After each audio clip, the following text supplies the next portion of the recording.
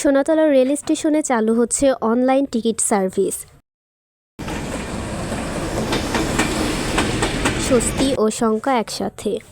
৫ মে মঙ্গলবার থেকে ই-টিকিটিং শুরু। ডিজিটাল সুবিধার পাশাপাশি নিবন্ধন জটিলতায় উদ্বেগ প্রকাশ করছেন যাত্রী সাধারণ। বগুড়ার সোনাতলা রেল স্টেশনে অবশেষে চালু হচ্ছে online ticket service. Bangladesh railway এর উদ্যোগে আগামী ৫ মে মঙ্গলবার থেকে আনুষ্ঠানিকভাবে এই সেবা চালু করা হবে বলে সংশ্লিষ্ট কর্তৃপক্ষ জানিয়েছে। দীর্ঘদিন ধরে আন্তনগর কয়েকটি ট্রেনের স্টপেজ থাকলেও সোনাতলা স্টেশনে অনলাইন টিকিটিং সুবিধা চালু ছিল না, ফলে যাত্রীদের টিকিট সংগ্রহে ভোগান্তি পোহাতে হতো। নতুন এই সেবার ফলে এখন যাত্রীরা ঘরে বসেই অনলাইনের মাধ্যমে টিকিট কেটে ভ্রমণ করতে পারবেন।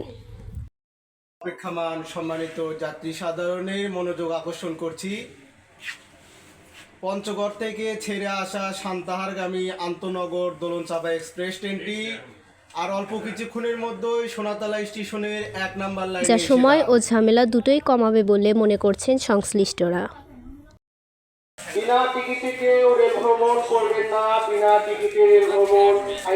স্টেশন কর্তৃপক্ষের দায়িত্বপ্রাপ্ত কর্মকর্তা আব্দুল মাজেদ জানান, অনলাইন টিকিট সার্ভিস চালুর মাধ্যমে যাত্রীদের ভোগান্তি অনেকটাই কমবে।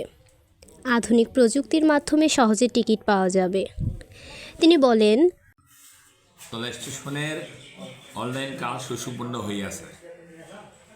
আগেবার আনুষ্ঠানিকভাবে এর যাত্রা শুরু হবে এবং 10 থেকে টিকিট দেওয়া শুরু হবে। অনলাইন হওয়ার ফলে যে সুযোগগুলো পাবেন, সারা বাংলাদেশের টিকিট কাটার সুবিধা পাবেন এবং এখান থেকেই পাবেন, সমস্যা নেই। যেমন ঢাকা চিটাগাং, ঢাকা সিলেট, ঢাকা রাজশাহী, তারপর চিলাহাটি, খুলনা, সমস্ত টিকিট অনলাইন পাবেন এবং একটা আইডি কার্ডের মাধ্যমে সর্বোচ্চ 4 জন একদিনে 4টা টিকিট দেন। তবে এই উদ্যোগকে ঘিরে সাধারণ মানুষের মাঝে কিছু উদ্বেগও দেখা দিয়েছে। বিশেষ করে যাদের স্মার্টফোন বা ইন্টারনেট সুবিধা নেই, তারা এই সেবা থেকে বঞ্চিত হওয়ার আশঙ্কা করছেন। অনলাইনের টিকিট এখানে করাতে আমাদের একটা উপকার হয়েছে যে আমরা যে কোনো জায়গা থেকে, আমরা বাড়িতে থাকি বা যেখানে থাকি, আমরা বাড়িতে শুয়ে বসে থাকি, আমরা টিকিটটা কাটতে পারতেছি এবং যে কোনো সময়ের টিকিটটা আমরা আগে অগ্রিম বুকিং দিতে পারতেছি। আমাদের টিকিট নিয়ে কোনো চিন্তা থাকতেছে না বা এখানে আসলে টিকিট পাবো না এরকম কোনো হচ্ছে না। আমরা মনে উপকার হচ্ছে অনলাইনে টিকিট। অনলাইন টিকিট ব্যবস্থায় নিবন্ধন বাধ্যতামূলক হওয়ায় অনেক গ্রামীণ যাত্রী এখনও এর বাইরে থেকে যেতে পারেন। এ বিষয়ে স্থানীয় সাধারণ ও প্রভাষক ওমর ফারুক বলেন, এটি অবশ্যই একটি ভালো উদ্যোগ, তবে যারা ডিজিটাল ব্যবস্থার বাইরে আছেন তাদের জন্য বিকল্প ব্যবস্থা রাখা জরুরি।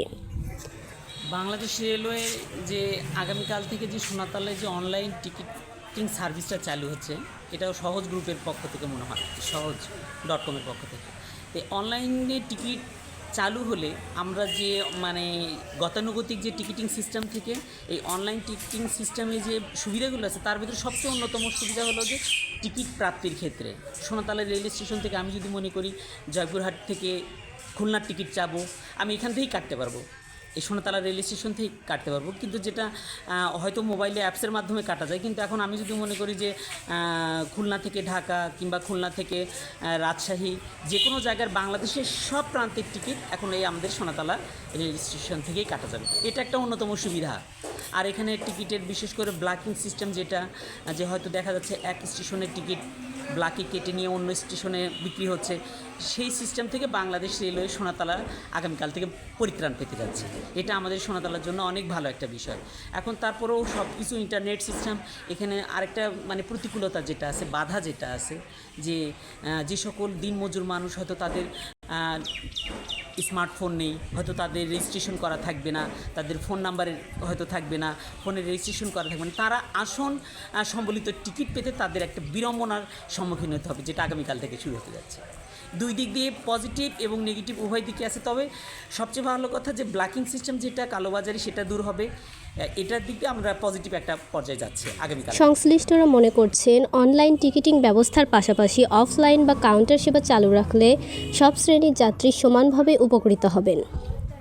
নতুন এই উদ্যোগ সঠিকভাবে বাস্তবায়ন করা গেলে সোনাতলা রেল স্টেশন যাত্রী সেবায় আরও এক ধাপ এগিয়ে যাবে বলে আশা করা হচ্ছে। রাবিয়া সুলতানা রিয়া, বাংলালেন্স।